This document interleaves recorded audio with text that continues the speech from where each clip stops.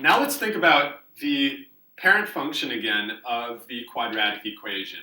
Recall that the parent function is the most original version of the quadratic equation, and we know that is y equals x squared. And when we do y equals x squared, we get this pattern right here. And I'm just going to kind of sketch in the graph, and if you could do that as well. We have these points right here that come from the table that produce our parabola. And it's a U shape. Let's try to round it off on the bottom there. But we'll notice that there's a certain pattern that we always see. And if we go back to our vertex of 0, 0, we see this pattern where if you go either way from the vertex, you're adding 1. And then if you go from that point to the next point, you're adding 3. And then from 4 to 9, you're adding 5. And from 9 to 16, you're adding 7. And the same thing is true in the reverse direction. Adding 1, and then you're adding 3, and then you're adding 5. So we see this mirror image come across on our table as well. Earlier this year, we also talked about if we focus back on the vertex and kind of forget about the positive and negative x values, but just think about referring back to the vertex, the pattern that we see in the parent function is that you go out 1, up 1 on both sides. So out 1, up 1. If you refer back to the vertex here, the next point will be out 2, up 4. On both sides, out 2, up 4. And then if we go back to the vertex again, we go out 3 and up 9. Back from the vertex, out 3 and up 9. So it's the same idea. It's basically what you see over on the table right here. It's just thinking about it instead of positive and negative, it's thinking about what is the pattern from the vertex. On both sides, you have that same pattern. And it'll be out 4, up 16, and so on. So we talked about an out-up table as well, having a pattern. So this pattern of change is going to be the same for all parabolas that have not been dilated or stretched. So in other words, if we haven't multiplied or divided the equation by something, then we can more or less graph it pretty easily. And with an equation that is in vertex form, we can think about where the vertex is going to be and then use that pattern to sketch in the rest of the graph. Now, remember the vertex form from the other side of the page is basically x minus h squared plus k. Sometimes we have a number in front here, but that number for our examples is just going to be 1. And earlier this year, though, what we did was we kind of kept this minus 6 kind of back over on the same side of the equation with the y. So earlier this year, if I add that number back, so kind of cancel it out on this side right here and add it back, that's the same as this equation, y plus 6 is equal to x minus 3 squared. And my students will remember that we talked about with our translations, because both these, when we add or subtract to the x and the y, that translates our graph left, right, up, down. So it slides our graph to the left or to the right, up or down. And what we talked about is what happens to the y moves it up or down. And what you actually see here is sort of the opposite of what happens. So this plus 6 actually moved the graph down 6. Same thing on the other side. What happens to the x moves the graph left or right. And we see an x minus 3 here, and that actually moves the graph right 3. Okay? So if we think about if a graph from the parent function has moved right 3 and down 6, right 3 would mean its x value is positive 3, and down 6 would mean its y value is negative 6. So this is the vertex of our graph, 3, negative 6. Now you'll notice in the equation over here, what you see for the x, just like what you see right here, is sort of the opposite of what it looks like. So x minus 3 actually means that our x value is positive 3 because the subtraction sign is already in the equation. So the h value itself is positive 3, even though in the equation you see a minus sign in front of it. All right. The plus k, though, actually notice is right here, the minus 6. And you see that same thing over here, the minus 6. Since we moved it from the other side of the equation, it no longer has that, it's the opposite of what it looks like sort of thing. So my students, you can either take it back to what we were doing earlier this year. So change it back so that number's on the same side of the y. And now we can think of it the same way. It's the opposite of what it looks like for both of them. Or you can just think of it, the one you see with the x is the opposite, and the one outside is not the opposite. You see a minus 3 here, it's positive 3. You see a minus 6 here, it's actually still negative 6. Whew, not sure if I confused things even more there, but I'm just trying to relate it back to what we had talked about earlier this year. So the vertex is 3, negative 6. So if I did that same thing here and kind of moved that back, so I've got y minus 5 is equal to x plus 1 squared.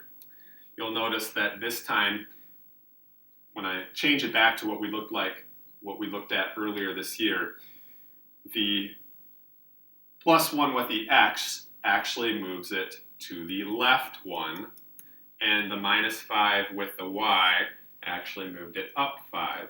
So the vertex for that would be left 1, so negative 1, and up 5, so positive 5. So the vertex of our graph is negative 1, 5.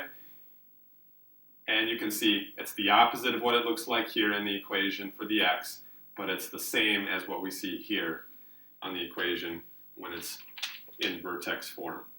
So you guys decide what you want to do. Keep it in vertex form or kind of make it look like what we had earlier this year and kind of keep track of the pattern there. So let's write the equation for the parabola with a vertex of 8, 6. All right, so what we're saying here is since this is 8, 6, that means that our original parent function has moved right 8 and up 6. All right, if the vertex is 8, 6, we can just sketch it out here. So if our vertex, instead of being here at 0, 0, has moved right 8 and up 6, so right 8 and up 6, now the vertex is here, so the graph will look something like that. All right 8 and up 6. So let's just think about what that would mean for our parabola. If it's moved right 8 and up 6, that means we've got y minus 6 is equal to x minus 8 squared. Okay?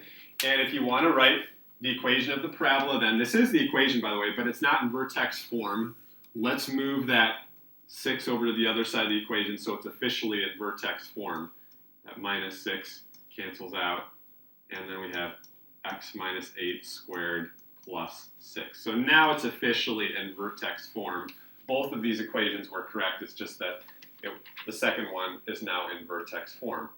Write the equation for a parabola with a vertex of minus 5, 3.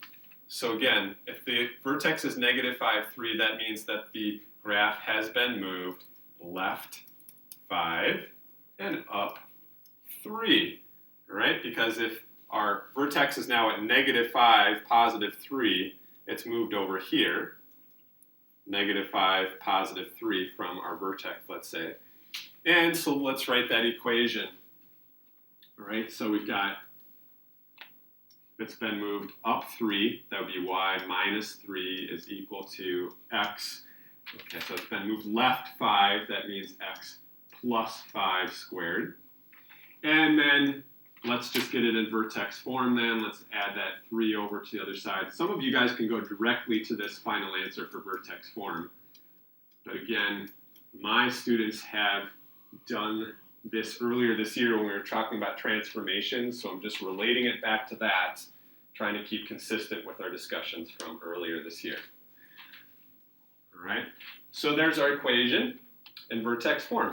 All right, so graph the equation, x plus 2 squared minus 3. I'm going to do the same thing as I was doing on the last one. So I'm just going to move this back over here for a sec. Say, okay, so that means y plus 3 is equal to x plus 2 squared. And now let's think about what has happened to the vertex. This right here means it has moved down 3. It's translated down 3. And this right here means it has translated left 2. Fantastic. So let's go from our point 0, 0, left 2 and down 3. So that means our vertex here, by the way, our vertex would be then negative 3, negative 2 if we moved it down 3. Sorry. Hold on here. I'll just change that. So our vertex would be negative 2, negative 3, just like I graphed here. All right, and now let's sketch in the rest of the graph. Out 1, up 1. Out 1, up 1. Activity buses 11 and 12 are here for pickup tonight. Don't you love when Activity buses just in the middle of a video recording we get announcements? That's just fantastic. 6, 7, and 8 Wow, this is a really long announcement too. Oh, good. All right, so out 1, up 1. Geez, if the activity buses are here, it's about time for me to go.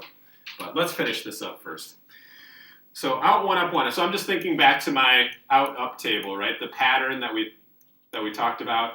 So for quadratic equations, you go over 1, up 1, and then you go over 2, up 4. I'm thinking back to the vertex, out 1, up 1, and then out 2, up 1, 2, 3, 4. Thinking back to my vertex, out 2, up 1, 2, 3, 4. Out 3, up 9. So if I go out 3, 1, 2, 3, I go up 9, 1, 2, 3, 4, 5, 6, 7, 8, 9. Same thing on the other side, out 3, up 9. Okay, so that's as much as I can fit on here. So now I have a picture of my graph. And by the way, if you thought back to the other pattern that we talked about up top, is that from one point to the next, out 1, up 1, and then you go over 1, up 1, and then over 1, up 3, and then over 1, up 5 if you wanted to think back to that other pattern that we had talked about up here. Whichever one makes most sense to you, but those equations will have that same pattern as long as the graph has not been multiplied or divided by a number. We'll always have that same pattern. All right, so that wraps our discussion for today.